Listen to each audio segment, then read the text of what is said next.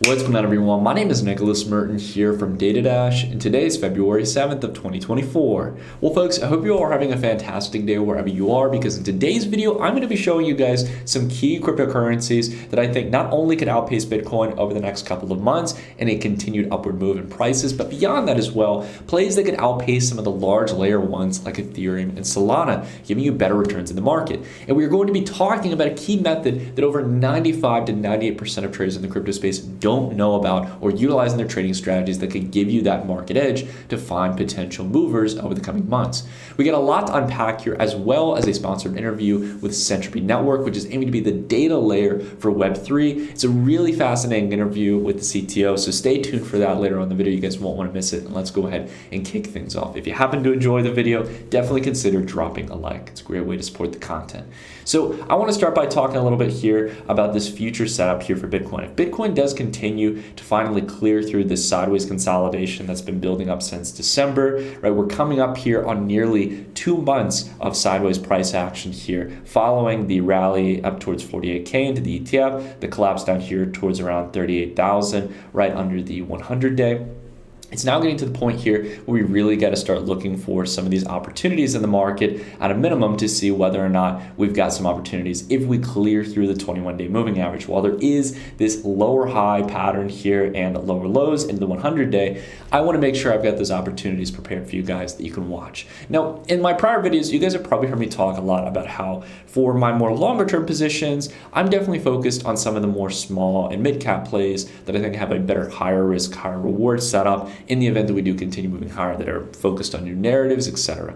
But one of the narratives that does not get old in the crypto space, that is undefeatable, that'll always be around, is alternative layer ones and layer twos. And that has basically been the case since the creation of Ethereum. There have always been networks that are trying to steal Ethereum's thunder, that are aiming to build new entire layer one protocols with new consensus algorithms, new capabilities, scalability, or feature sets, as well as code bases, that is aiming towards competing against the user experience and developer experience within this layer one protocol known as Ethereum, to build something better than the old legacy tech.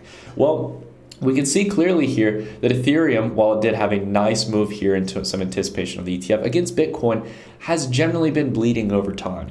And in alternative protocols that have been leading against Bitcoin out of the rough of the bear market, we can see here that while Solana has made some significant progress, it's getting back to where a lot of people bought it back in, say, 2021 and 2022. So I'm looking for plays here right now that really have the opportunity to outpace Bitcoin, but beyond that, outpace these plays here. And now that we're starting to see some weakness in the trend for both of these cryptocurrencies, I want to start looking for some of those alternative L1s. So how do we do it? Well, beyond me just telling you guys those plays, which I'll show you them in just a moment, it's important to understand why we're looking at this thing from the way we are. We're looking essentially at the market through what I would call ratios. Now, when we look at, for example, an ETH to BTC pair or SOL to BTC pair, you're already familiar with ratios. All market pairs at the end of the day really are kind of a ratio. Essentially, BTC USD is measuring how much USD you'd get for one Bitcoin. Right? And vice versa. If you, for example, or not vice versa particularly, but in another example, in the case of a altcoin to BTC ratio, so like ETH to BTC, it's showcasing here in the case of Ethereum that we would essentially need 0.05505 BTC in order to purchase one Ethereum. And as this number goes up, it requires more BTC to purchase Ethereum, and that i.e. means that Ethereum is moving up against Bitcoin and vice versa. So ratios are something you're already probably familiar with, but what we like to utilize is something that most people don't know about. In TradingView and other trading applications that have pricing feeds, you can build custom ratios. So I'll give an example here. This is the ratio for Atom, or the Cosmos network, against Ethereum.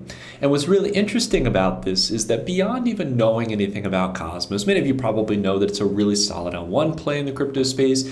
It's very focused on not hyping itself up, but building really valuable technology framework. A lot of projects end up using the Cosmos SDK to deliver on their vision. But putting aside all of the fundamental debate about whether or not it's the hypest or coolest protocol in the space, what we can see here is a very clear pattern over the long term between price lows and price highs. Generally speaking, since back in 2019, Ethereum has continued to lead the way against Atom. So maybe from a long-term perspective, at least for now, Atom has underperformed against Ethereum, but it hasn't been without its hiccups in the trend, where you start to see some significant moves in Atom versus Ethereum. This has happened as far back as 2019 with a 226% move. We can see here from January to February, less than a month, a 200% outpace. We saw here in August of 2021 to September, another 200% move against Ethereum. Here in December, another near 200% move. And we've seen this time and time again, these repeated patterns. And it's not to say that it's always bound to happen, but what I'm noticing here within the trend is we're getting coiled in here. Either we're going to see a significant breakdown or a significant breakout, depending on which side of the trend we have a solid weekly close on. And I think that there's an opportunity here, maybe not for a 200% move, but a nice 130% move into the 200 week at a minimum for Cosmos against Ethereum. And these ratios can help shape and kind of open up these opportunities that you might not have seen before by just looking at the BTC pair or looking at the USD pair. And the reason why it's important to look at this in regards to Ethereum is because Atom, at the end of the day, is a major L1, and it could stand up to compete against Ethereum in the long run, offering its ability as a WASM-based chain to allow for native applications to be built and be much more valuable versus that of those built within the EVM ecosystem for Ethereum. So again, irrespective of whether or not you like Cosmos fundamentally, and irrespective of the general negative trend, if you can catch these moves, you could even still be long Ethereum and be able to essentially sell your positions into Atom quickly, ride that wave, and then circulate back into Ethereum if you choose to do that. However, if we start to see a break of this trend here, this could showcase a longer term foundation for Atom or Cosmos to really break out. I'm not here to tell you that that's guaranteed. I'm just saying this is how ratios can be helpful here, both for short-term trades and for long-term trend changes. It's been on a general downtrend over the long term, but if we swing up out of this and we get past that 200 week, this is going to give you a lot more valuable insight, in my opinion, versus the BTC pairing. Now let's take a look here as well. Atom against Sol, right? Atom has definitely not kept up with Solana here over the past few months. It's clear to see that here from the chart. However, what we have seen is a slowdown in the downward trend here. After a big move here in December, around 36% to the downside, we've started to chop sideways here. And while we haven't gotten a trend flip on our key momentum indicator, and we're still below our 21-day moving average, if we start doing what we did back in December of 2021, this might be an opportunity where Atom can start to accelerate higher. It may be more favorable to be an Atom versus Solana. So again, in this case, I don't see a trade set up just yet. Some positive signs are showcasing, but at a minimum, we know what to look for here. And we know that we could get, again, more valuable insight comparing Atom to Solana than probably to BTC or USD, which don't really have any direct competitive relevance to these protocols. So this is, again, where custom ratios can be very valuable here. And again, we're putting aside the discussion of fundamentals. We're talking about market price action and the comparison between relative assets. Another one here, for example, is Polkadot. Now, DOT, again, was the claimed Ethereum killer here in the crypto space. And while Polkadot has made some significant progress, as many of you probably saw in my recent video we did on the channel, we did a video talking about how DOT, or Polkadot as a network, is moving towards Polkadot 2.0. So there's some big fundamental upgrades coming to the protocol. And again, whether or not you are bullish on those or not, it's best to analyze price. And what do you know? Since back here in October, against Ethereum, DOT has been making higher lows and higher highs. It's building an expanding funnel here, a channel. And I think that that is really interesting from a TA perspective here, because that can really give you those opportunities to make whipsaw moves higher for this to be able to accelerate back up to the upside. However, we are still below the 21-day here. We are chopping right between the 200-day pocket and the 21-day. So I'm not here to tell you that you have to go out and speculate on DOT now. It could be very well that it breaks through this channel if it isn't able to get the buyer support that it needs here. Nonetheless, you are much better off buying in on this lower range than buying here against a resistance band. And if you aren't using these custom ratios, you are going to miss these kind of important data points here.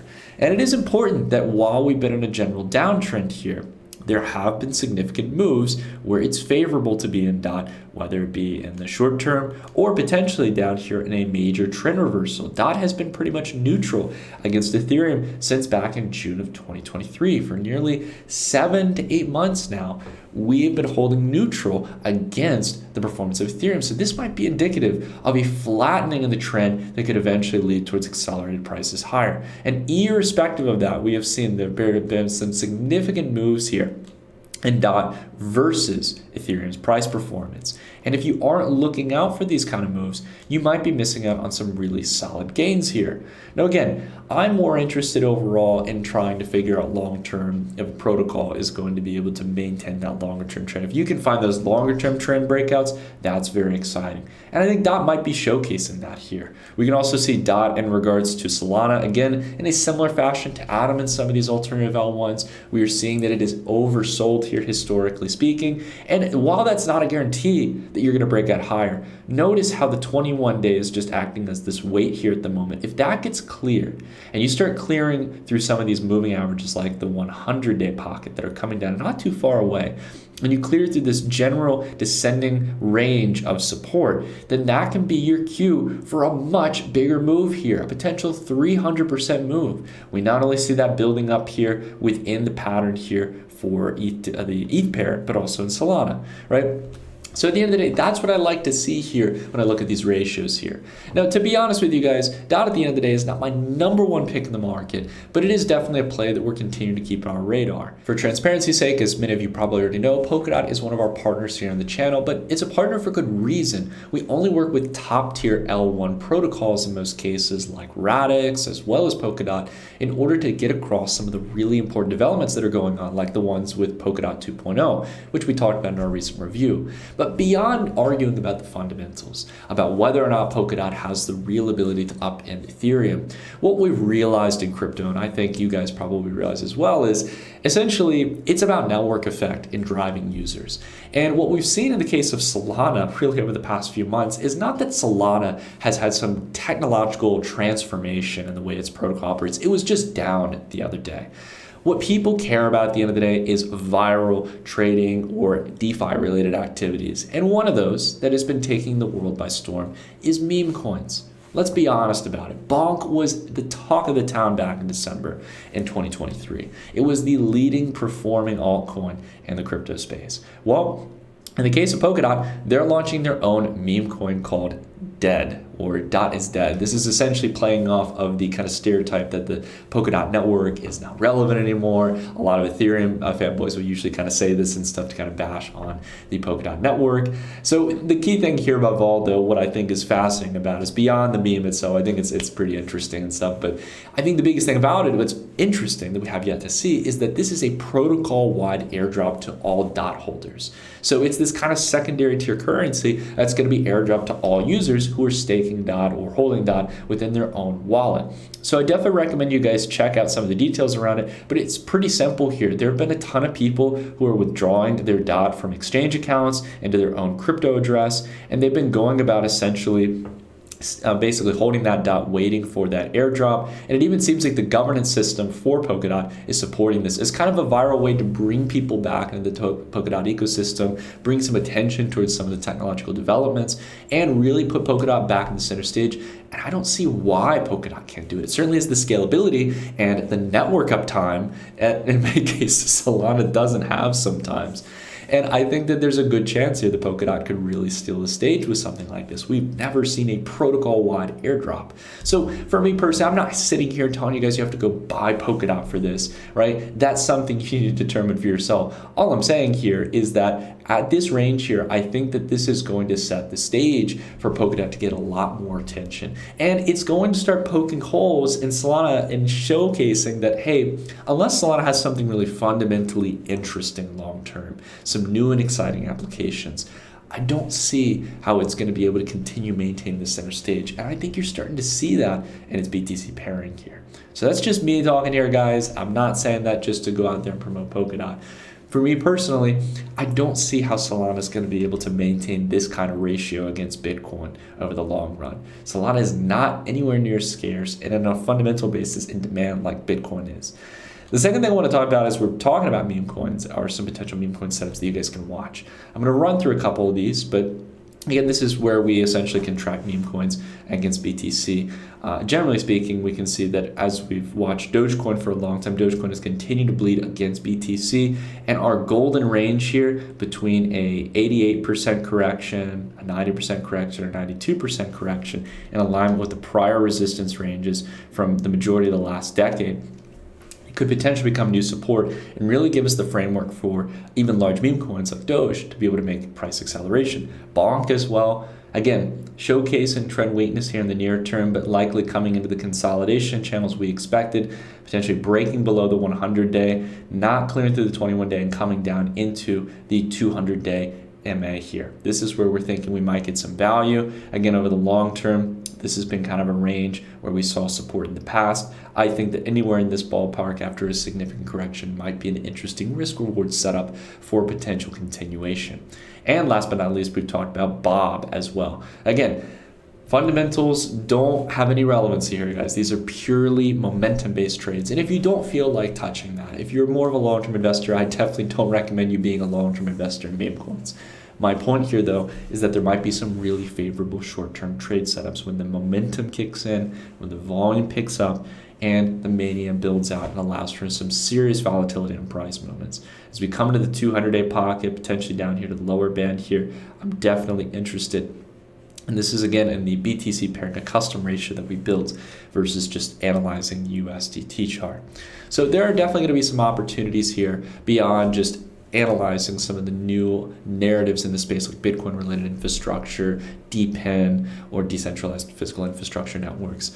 There's so many different use cases in the crypto space, but beyond that, there are also those short-term trading opportunities that can make some serious returns. And the only way you're going to be able to catch those are analyzing ratios.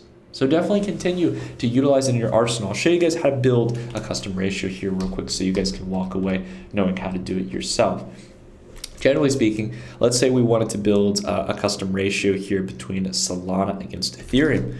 We could do a Solana. Now, there is actually a trading pair here for Sol ETH, just to let you know. But essentially, we could do Sol USD. We'll go down here to the crypto index by trading view, and we're going to type in the division symbol here and type ETH USD and get the crypto index here as well. And what we get, well, essentially, we get a clear, precise chart that showcases the performance of Solana against Ethereum. If it's moving up, Solana is outpacing Ethereum. If it's going down, it means it's underperforming against Ethereum. It's as simple as that. And you don't need to care so much about the numbers on the side, but try to find where there are general ranges of support and resistance from the past. You can clearly see that there are certain ranges where price spends time around and tries to determine trend direction. So if you can listen out for these things, if you can watch these charts, not over obsess over them, but set clear levels to watch for potential trade setups, you're going to be ahead of the competition. Anyways, I rambled on here a good amount, guys. Let's go ahead and dive into this really exciting interview with Syntropy Network, which for me personally is playing into one of the less appreciated narratives that I think is building more and more traction, and that is data infrastructure around Web3. So let's go ahead and kick things off. Alrighty, everyone. So in today's sponsored interview, I'm sitting down with Jonas, who is the CTO over at Syntropy Network. They're focusing on building the data layer for Web3. This has been a topic that I've been quite interested in for some time, as I'm a big fan of DeFi and a lot of the really powerful use cases that can come with smart contracts and decentralized applications. So I'm really excited to have this conversation. Jonas, thank you, man, for making the time. I know you're traveling abroad at the moment, so I appreciate with the difference in time zones and everything. And I'm really excited to kind of kick off the conversation, man. No problem. Thanks for having me. And yeah, super excited to talk about it as well. Awesome, man. So I've been really interested in this topic of data for a long time in the crypto space. I've covered a lot of projects since as far back as 2017, trying to solve for this issue of smart contracts on various blockchain networks, speaking with the outside world. Can you provide a bit of like an elevator pitch for those who might want to get an understanding of what you guys are doing and how it kind of impacts the crypto space in a positive way? Sure. So in short, in the shortest form, Syntropy gives instant access to blockchain data. But in a longer form, Syntropy is a new generation layer one blockchain with real-time cross-chain data streaming capabilities. So what we mean by that is that People can access real-time data streams with as low latency as possible from any chain in the world, delivering to their applications, dApps, AI, etc. And eventually, we want Syntropy to become a place where people can deploy smart contracts and dApps and various applications which can react to cross-chain data and events, consume them, and stream outside the world, outside the blockchain world as well.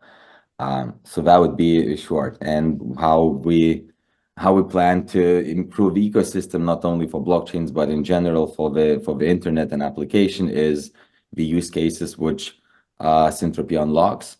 And the biggest impact is, for example, for things like tokens, where you can improve the functionality on getting real-time token prices, wallet balances, transfers, liquidity provision, especially across multiple blockchains and various other cross-chain data needs for tokens to provide the utility to their applications.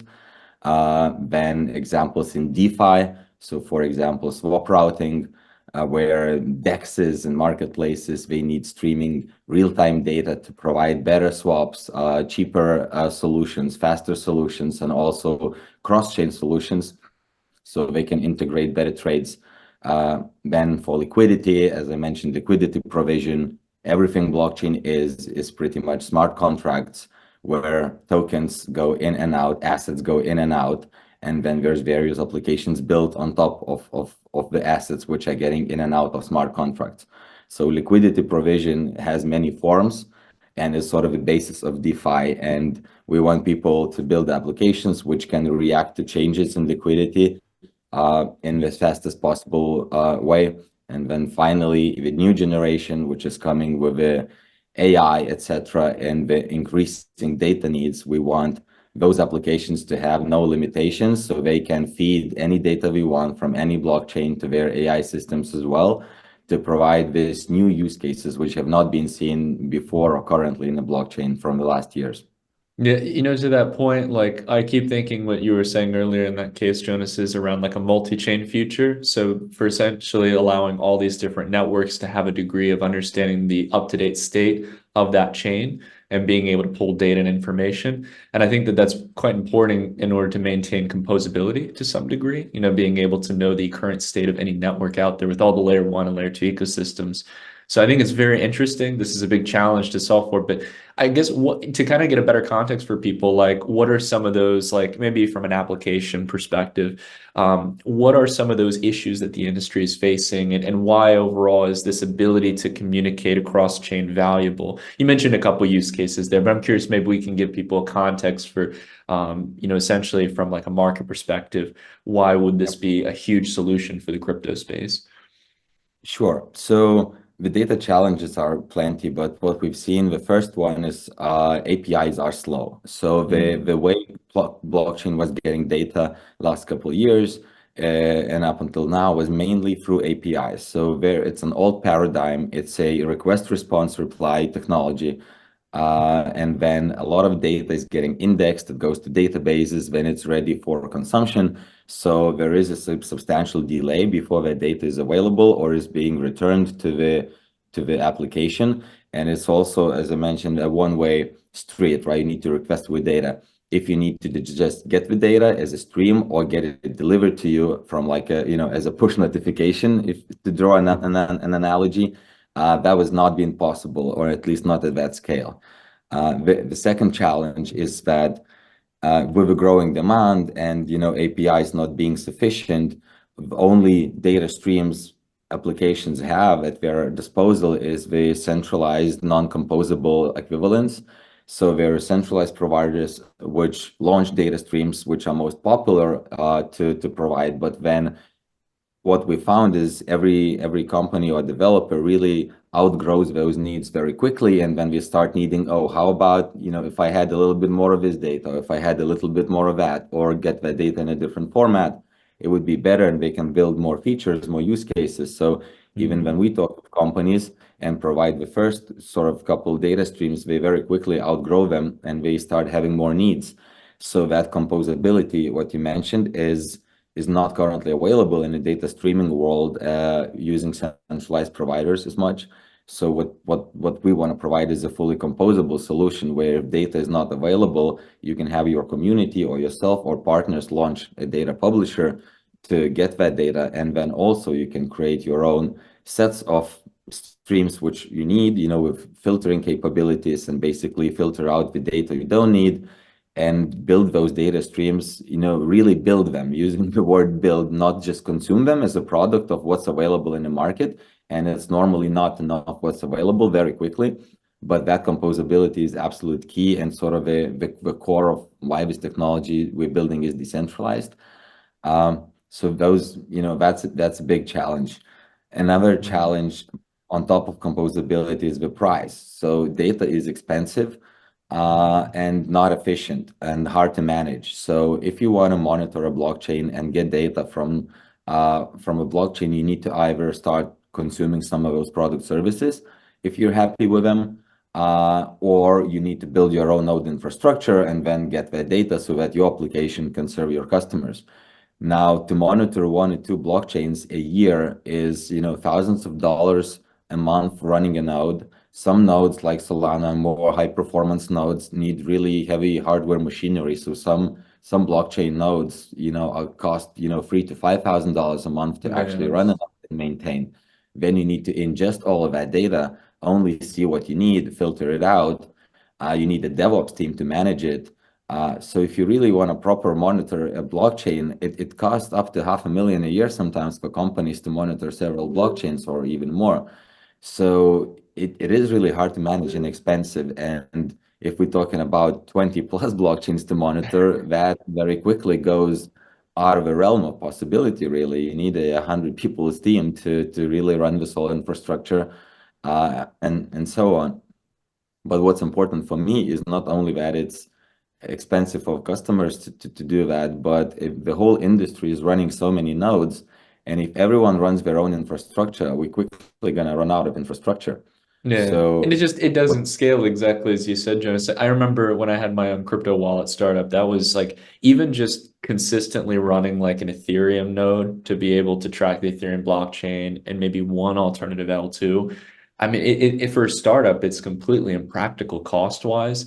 And like having, as you mentioned, to have like a dedicated DevOps team or some group of engineers to basically allocate that time and resources towards it, it's really it's really not feasible to really run at scale. And I think, as you mentioned, in order to do this in a really multi-chain capacity, as more and more networks are coming up and more activities going on those chains, and therefore pricing data, it just becomes this unsolvable problem if you want to take the old approach, as you mentioned, of using APIs and traditional data streaming. that's absolutely correct. Yeah. But I wanted to ask you a little bit on that point, Jonas, like that you guys are basically, there's a lot of different narratives in crypto out there. And I think overall data is one of the more substantial ones. But you guys have stated that you're a part of essentially the kind of DePIN narrative in crypto. So I'd actually like to get a little bit more information on this because I'd heard about this and I don't have a full understanding of what the DePIN narrative is within crypto. So could you tell us a little bit about what that means and what that would mean for Syntropy Network? Sure. So I can tell you how I understand it. Mhm. And it might be different from from what people understand it, but the way I see the DePIN is when the DePIN narrative started, sort of in the last bull run, if we can call it, it was again very early in the days it was new technology, and the state where it was in, sort of the DePIN project didn't do as well because the technology actually didn't keep up with the centralized counterparts. Hmm. So it was hard to see them working fast, properly, cheap, and so on, and then grow those ecosystems to the levels required. Some projects like Helium, which was, for a long time in that space in the deep end, they grew up large networks, but then then there's the whole adoption curve and so on. So the last bull run, it was very hard for deep end projects and to sell into that narrative because the needs were not so high, and then it was sufficiently served by the centralized providers or small solutions. It didn't pick up as much. What's happening now in the recent Messari report as well, and the DePINs really start to work. Blockchains became fast, cheap, The off-chain components can be built just like regular software, but they're now re-engineered to be connected to blockchains for accounting purposes, etc. So a lot of the DeepIn projects now really work as a technology. There's a very good amount of examples where it is cheap enough, it is consumable, it is transactional. So developers like to build transactional stuff because you know what's going to happen when it's going to happen. You can read the code. So we're in a place where the deepins really started working, and what that means is now it is actually easy to pool infrastructure. It is easy to pool devices. It is easy to grow them into really large number ecosystems. So like hundreds of Mm-hmm. thousands of devices, hundreds of thousands of nodes, or thousands of nodes. And those systems became sometimes almost better than the centralized counterparts. And people start to realize that from now on, if we really want to grow the industry further, that is the only way. Because as I mentioned, if you're providing data streams or whatever other utility, and you're running the infrastructure in a centralized manner, you're managing it, growing it, for such a scale to provide data for the whole blockchain ecosystem, Mm-hmm. like a company will get massive, or like it'll have a problem growing, or it will become sort of a bottleneck or a one-stop shop. Uh, but with the deepins, when the system starts working, then it can grow almost infinitely, because they have designed token ecosystems. Everything is designed to be like super scale from the get-go. So it's a narrative where projects learned how to properly build technology to manage and use infrastructure or devices pulled together. And that can be from infrastructure. In our case, we will just have broker nodes which distribute those messages which people need so that the data streams keep working. So behind the scenes, it should just work. People shouldn't care that it's decentralized nodes getting pulled together, getting rewards. It should just work and provide the best streams possible. But behind the scenes, we don't need to control the growth in a centralized fashion if the system sort of works and scales. The protocol needs to be upgraded, etc. But the systems are built to scale. So the place that we take in this narrative is we are growing our physical infrastructure by letting people run the broker nodes, by letting people run the Mm-hmm. validator of the actual blockchain, by introducing the governance models, and then so that the protocol, when it scales, it can grow to really large numbers if there's demand for data streams and the protocol gets upgraded. So it's really hard to now think of something like Ethereum or something to be like a really small managed system, right? With so much complexity, so many projects launching, so many people using it. Now it can grow almost, with its scaling problems, it can grow in a decentralized fashion very, very conveniently, very quickly. It can get that composability, get people building and developing. So that's how I see this narrative of DeepIn changing, and our place in it is basically collecting the nodes to run infrastructure, getting the right tokenomic model and incentive for that. And that's also the second very important part about DeepIns is they're driven by tokenomic models, which are made to scale and share. Again, one of my sort of reasons to do things decentralized way is that instead of profit sharing, there is, profit is shared amongst the same providers of the service in the community. So Mm-hmm. it's really sort of as in a nature circular economy where, data is being sold and delivered, and then everyone gets a fair share of the protocol to provide that utility and value. But there's no like profit leaching going somewhere. There might Right. be protocol fees, burning fees, but it's always to benefit the whole community. So the token models are driven by that. It's easy to incentivize, it's easy to grow the network, and then it's easy to, when the network grows, provide a cheap, good utility. So Deepin, that for me is a very powerful narrative because it both has like good monetary incentives as a business model, which is different to like traditional business models, and it started to work. It started to gain demand because projects started to work, like things started to actually work. So that's why the space is sort of buzzing right now, I think. So feel free to correct me if I've got it wrong, Jonas, but like in the case you mentioned Helium Network, or I guess that's one project some people might be more familiar with as it was from the last cycle.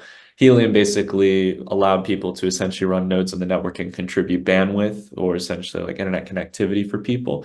And they also were allowed to earn Helium or basically earn some kind of passive income for participating in that decentralized process. In this case, what you guys are focused on with Syntropy Network is essentially doing something similar with data streaming. So allowing people to essentially contribute like data resources or being able to provide those data inputs for various applications that are maybe cross-chain or wanting to maintain composability across multiple ecosystems. Do I have that kind of right? And feel free to correct me if I got it wrong a bit. Yeah, absolutely. So I think the DePIN, the main idea of the DePIN is physical infrastructure. So it's connecting either devices or servers for a better utility of a protocol. Mhm. And in our case, it's validators to run the blockchain, but more importantly, the broker network, which actually delivers those messages. So like you spot on there. But what's happening on top of that is when people start building those data streams, then we need like more data, more different data. So that allows data publishers to join and sell their data to create different new data streams. So for example, if I see that there's a huge demand of Twitter data on some dApp on Solana, for example, and if Twitter data is just not available for Solana applications, what do you do? So then some people will say, okay, I will run a node, will consume Twitter data, will do something about it, and will publish it. Maybe some of that data can be used in smart contracts, and I don't know, people maybe start doing betting contracts on Twitter data or whatever it can be in a decentralized world. So in that way, it becomes not only deep in like physical infrastructure, but almost like virtual infrastructure where people create value on top of data by Mhm. finding places where more valuable data is, filtering out that data, or just bringing new data into the ecosystem, And meeting to which that demand and essentially. Yeah. yeah, which again, like before, without this composability cannot happen, because with centralized providers you get what you get, or you pay to Mhm. get onboarded, or you really need huge demand for a specific use case for it to make it through. And here people are enabled to just contribute both their physical and we can call it virtual or whatever value they can build on top of the actual data, and sell it and share that value and pass along to the community. Yeah. And on that point, Jonas, like from an infrastructure perspective, you guys decided to use Cosmos, which I'm a big fan of as well. So I'm curious, I have I think a broad understanding about why you guys might have chose Cosmos, but what overall from like a CTO perspective, why did you guys choose Cosmos as the ecosystem to deliver this vision? Sure. So purely from a CTO perspective, we have been experimenting with the different chains as we were building the off-chain components. And what we experimented first was we built a substrate-based chain on Polkadot, which was our testnet at the beginning. We had problems running that chain, and the features did not align to our technology as well. So we had to kind of make a decision to find a new ecosystem. And then we landed on Cosmos because primarily it was written based in Go. So like our developers were proficient, our software stack was written in Go. So it's the programming language which Cosmos is using, or you can do to build Cosmos based chains. So that allowed us to both build quickly, things worked, things were easy to develop, and so that's really important. It's a simple reason, but it's really, really important that developers can actually build quickly, efficiently, and things work and are easy to maintain. It's sometimes overlooked, but it's really, really the core of like building a technology. The second sort of more ideological reason was the interoperability perspective. So Cosmos, what we liked is it was a great platform where a lot of chains were launched. They were independent enough. They can launch the components like, Tendermint or the consensus. If you're happy with the existing components, they're like battle tested, but you can build your own app specific functionality. So it was a very good way to build a unique chain and not have a shared security model yet. But with IBC, you can integrate with a lot of these other chains. You can move a token to some DeFi ecosystems. You can use the bridges which are being built. So what I liked is that you don't need to necessarily immediately join the shared security ecosystem, but have interoperability through IBC if you want. So the Hmm. current chains, they run on their own, but who integrates to IBC, then they can move the tokens around. Their tokens can live on different chains. They can participate in DeFi ecosystems. So that model of interoperability I really liked at the beginning because it takes time to join joint security models. And it's a tough consideration, needs to be done carefully. So that's another reason. And then the third is the community. And I really mean by that, it was really easy to get support from Cosmos. It's again a simple reason, but with some of the other technologies in blockchain space, we have found that it's hard to get support just to develop because these technologies, even though they seem completely complete, they're still being developed constantly. Yeah. And there is issues. There is, the information you need to get. And Cosmos we found to be super helpful, super friendly, super engaged in the way we need help in building. And that is also really important. So maybe the reasons don't sound as, as chic, I think but it's really important. I think you're spot on, Jess, because I have to say that's one of my biggest focal points when I look at like alternative L1s to say Ethereum or just other types of ecosystems out there in the crypto space is like a developer focus. And it's incredible how difficult it is to get proper, like not only developer docs, but like, be able to get from like high level people, like an understanding of how the chain works, ask like technical questions. And so many developers get bottlenecked, and you want to build great applications, but unfortunately, it's just so novel and new, and you don't have the insights to be able to navigate these new environments that so many developers of projects want to get engaged in. So, no, I mean, Cosmos has been great. I've covered Cosmos for a while. I think back since like 2019 on the channel, and I really like their approach of having that kind of developer centric approach towards building the network that they built. Yeah, and Um, the layer ones now recently, there's this whole, the narrative of new layer one chains with specific functionalities, mm, launching. So Injective is a great example. yeah. They built a chain around the Cosmos elements, but they built what's required next to them, like the EVM compatibility, the bridges, the order book functionality, or whatever it is. So to allow building, DeFi applications differently on Injective versus on Ethereum or something else, right? So Yeah. Cosmos composability allowed people to take the components to have a blockchain and then connect their off-chain components or combine things together to make it a super purpose layer one chain, which can be fast for that specific purpose, or like in our case, to deliver data which is not available in that format or in those quantities or in that latency. So Cosmos really allows to build a specific layer one chain, which can be the best in your category, which is exactly what we wanted. Awesome, man. No, I'm starting to get like an even better picture of the overall vision of what you guys are trying to build, and it makes sense to deploy it in Cosmos. I guess overall, like one thing I'm curious about, Genesis, we've got a broad understanding of the infrastructure, the broader concept of DePIN as a narrative and how you guys play a role in that. And at the center, what Syntropy Network is trying to achieve with streaming data in order to maintain composability and allow for new applications. I'm curious, are there any kind of big things people should look forward to? I just want to let you guys know, for those of you who are tuning in, I'll leave some links down below in the description for anything Jonas might mention here, just for any resources. But I'm curious, Jonas, what's to look forward to in 2024 that you can talk about? I know some things might be behind the curtain for now that you guys are working on, but I'm curious to hear how things are looking for the year. Sure. So yeah, so I think the most exciting thing to wait for is the mainnet, right? So we now have a chain running as in a testnet capacity. We have private access to a lot of companies who are now building the data streams, or we are building the data streams for them. So the most important, event, what we're working towards is the mainnet. And before that, what will happen is we split some releases into, Monzo, Silverstone, Monaco, kind of taking the racing parallels with the low latency data, and half of our team are big racing fans, including myself, etc. So we just try to make people easier, put those deliverables into pieces which are more exciting to wait for. So the next launch, Silverstone, is coming, and then there's a roadmap and things written in the roadmap, which will be released. So things like an updated developer portal to have a much more user-friendly way for developers to build those data streams.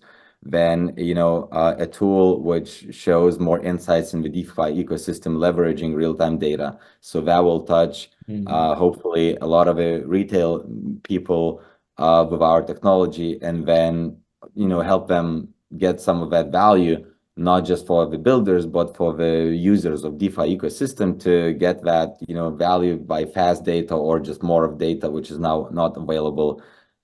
Then we're going to open the access more for public. So it's going to be not only private testnet access, but a public testnet access. So developers can then flock and get test tokens and start experiencing some of those data streams, build their own. Again, before mainnet capacity, we already onboarded validators, external validators for our testnet, so that we learn operational capacity in running external validators and so on. So there's many small pieces of technologies constantly coming out. We packaged them into the releases, which are easier to see and consume and sort of wait for. So as I mentioned, the next one, Silverstone, and then there's a list of features being launched at a time, which most important of them is a public testnet, and then some overhauls of the technology. And afterwards is the mainnet event, which will be Monaco. I believe, if I'm not correct, like don't quote me on this, so I'll need to check my own roadmap.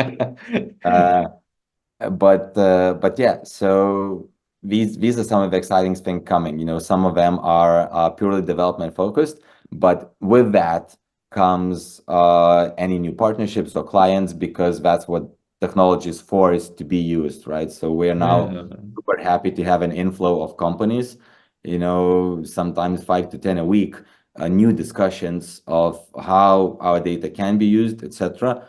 It takes time for us to build those initial data streams to prove that, this is definitely the way you want to use data, and then Mm. for them to get used to it, to get hooked on, and then start building their own, then it's not enough. And then hopefully then move to sort of way more self-sufficient environment where developers go and develop themselves.